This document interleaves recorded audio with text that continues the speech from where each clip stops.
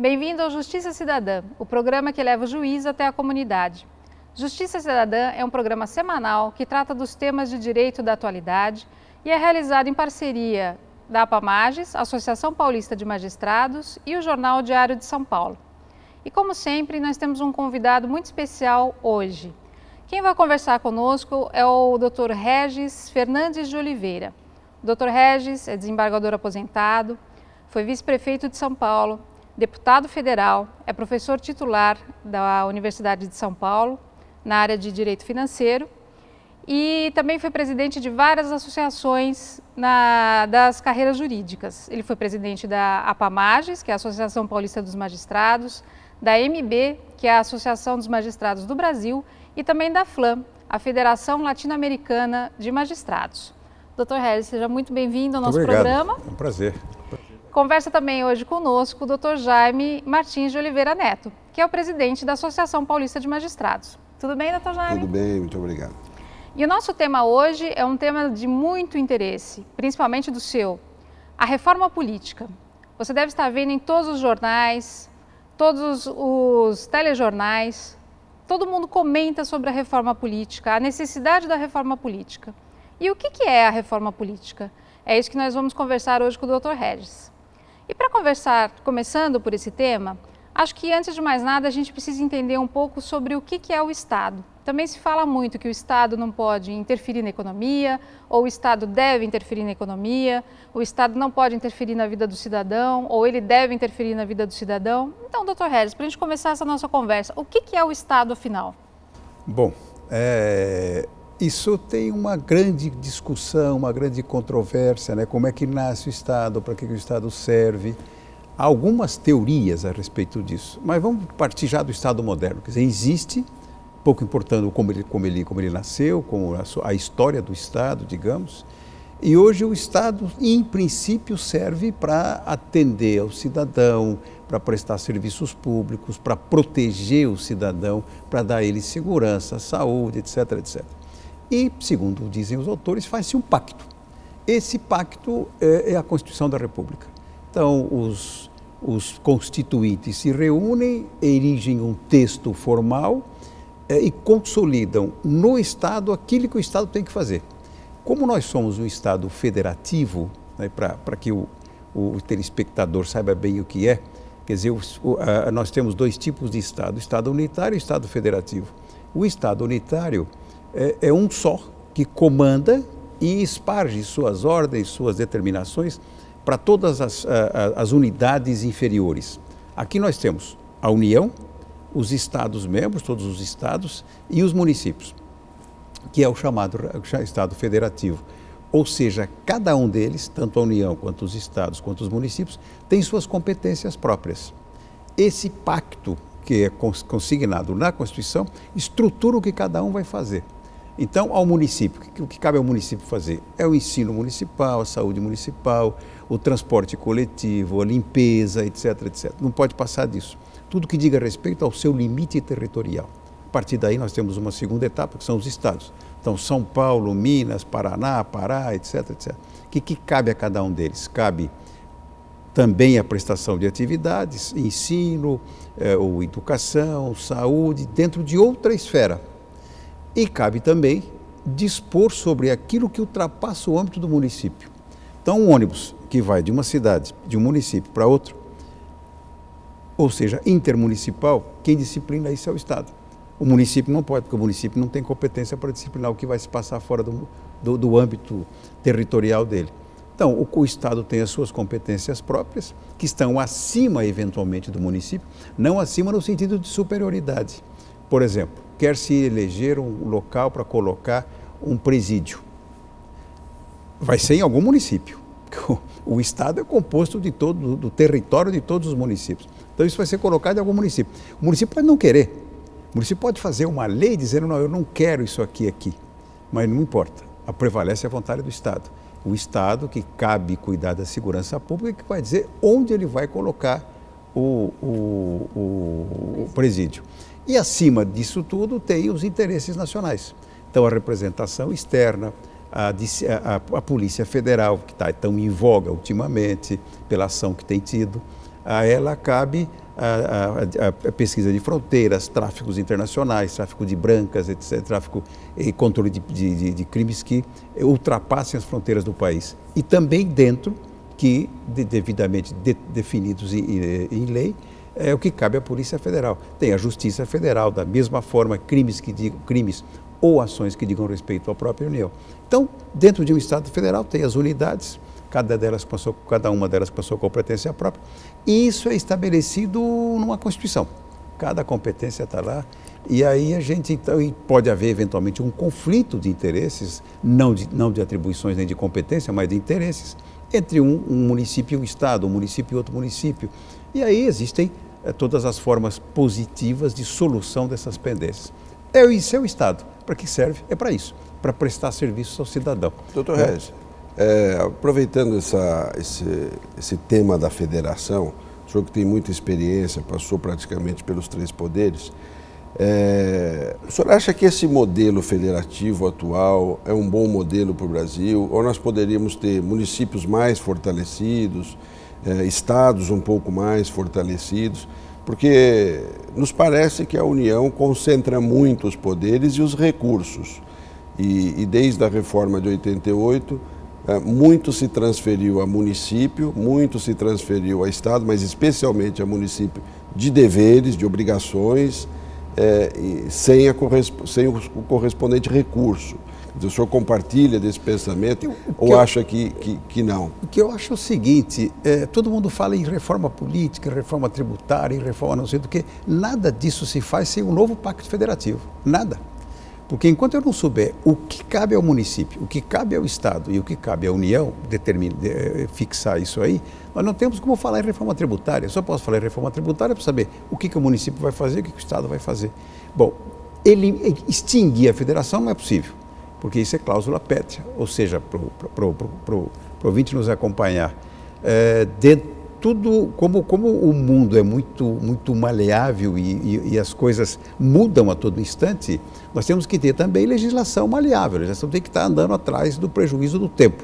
Mas há certas coisas que o Constituinte entendeu que não podia ser mudado para gerações futuras, o que é um erro, na verdade. Eu acho isso um grande erro. A cláusula pétrea tem que ser repensada. Não é porque um determinado momento histórico resolveu entender que algumas coisas eram importantes, que as gerações seguintes têm que suportar isso. Então, isso tem que ser flexibilizado.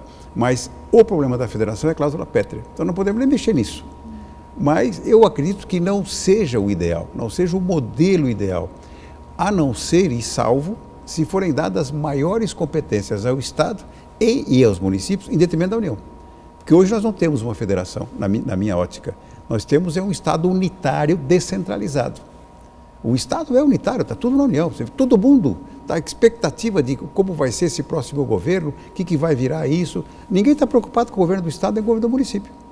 Todo mundo está preocupado com a União. Exato. Então, o modelo está estragado. Eu sou que é professor, inclusive, dessa área. Na história do Brasil, quando foi que o Brasil se tornou uma federação?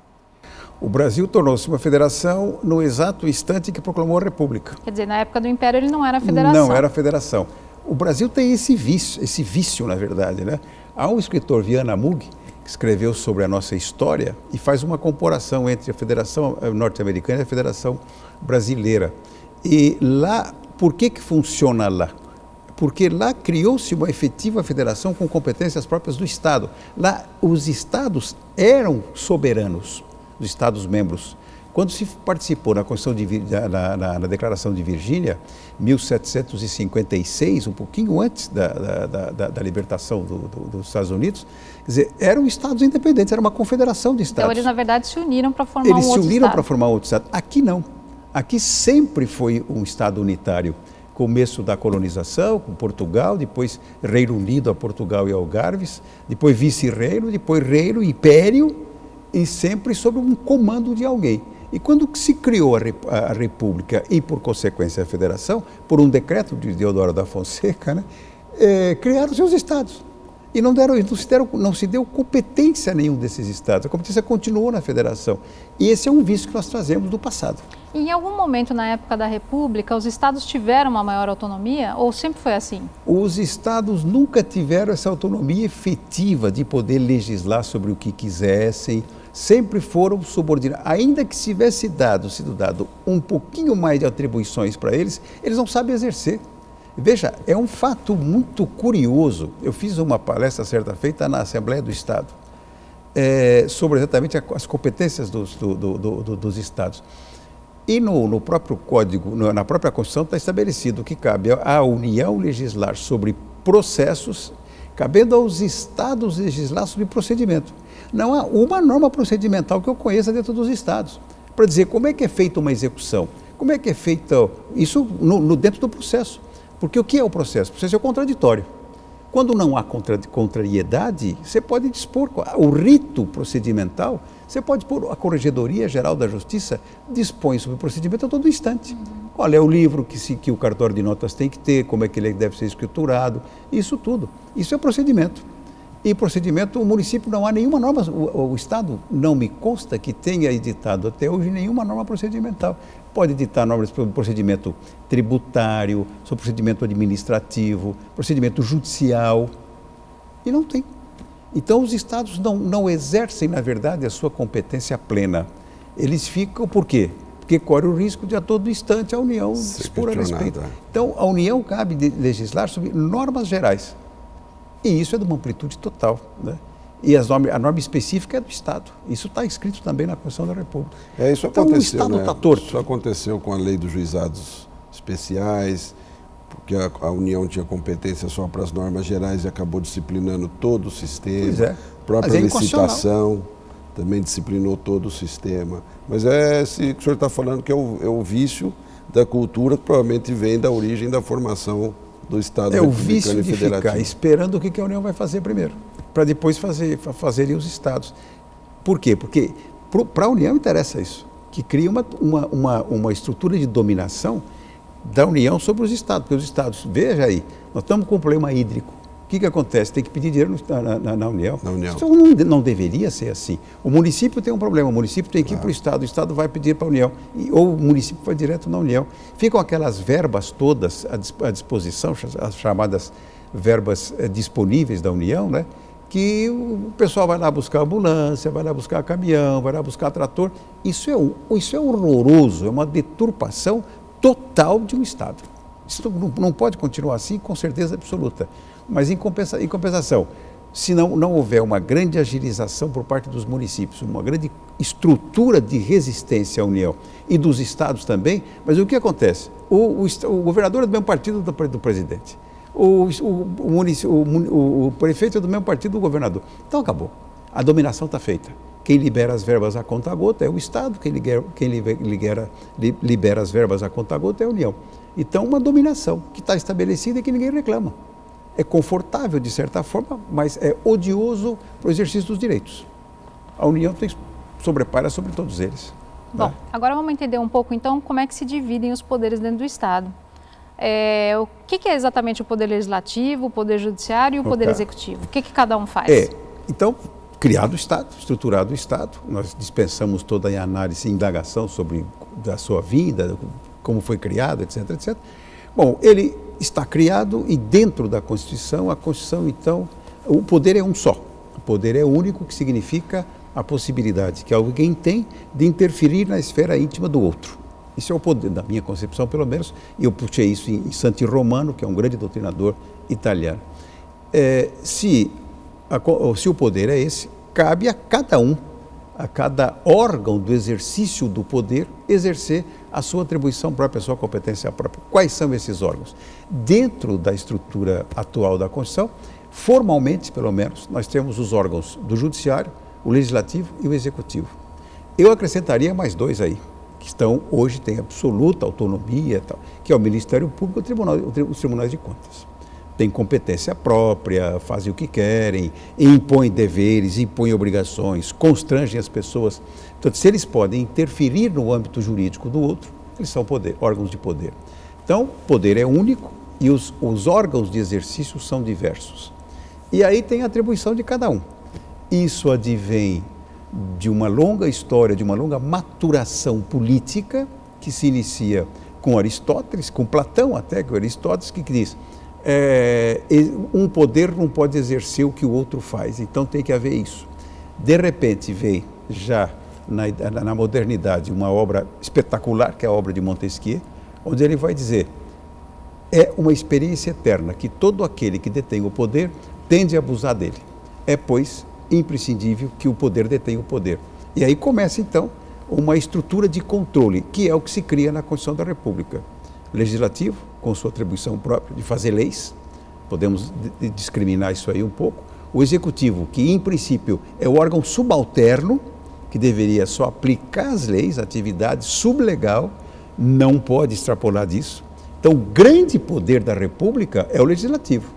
É esse que recebe todo o fluxo de pretensões da população, traduz isso numa norma e a impõe ao país. E a impõe a quem? Ao Judiciário, que vai interpretar, e ao Executivo, que vai cumprir. Então, mas hoje nós sofremos aí uma inversão de valores total. Por quê? Porque o Legislativo está debilitado, absolutamente enfraquecido, emasculado, vive de aprovação dos textos que o Executivo produz. Isso é uma destruição total dos poderes. Hoje eu diria, há um poder apenas, o Legislativo já está subordinado ao Executivo, e é curioso isso. O professor Oswaldo Aranha Bandeira de Mello, antigo professor Oswaldo Aranha, ele dizia: não há três poderes, são só dois. Um é o que impõe a ordem jurídica, o outro é que restaura a ordem jurídica se ela for lesada. Então há um poder só, que seria o Executivo, o Legislativo, e outro o Judiciário. E acho que é isso que está acontecendo na realidade. O Legislativo hoje não vale mais nada. Eu fui legislador, estive lá, sei como a coisa funciona ou como não funciona. Simplesmente o Legislativo Federal, ele está subordinado integralmente ao Poder Executivo, integralmente.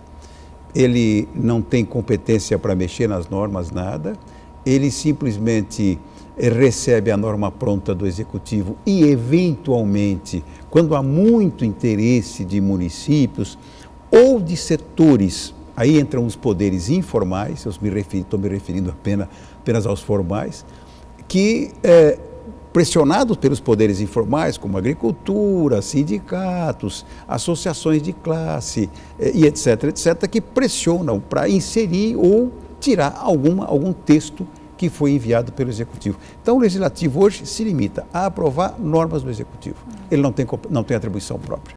Esse assunto está super interessante e nós vamos continuar com ele, mas agora vamos para um rápido intervalo. Voltamos já.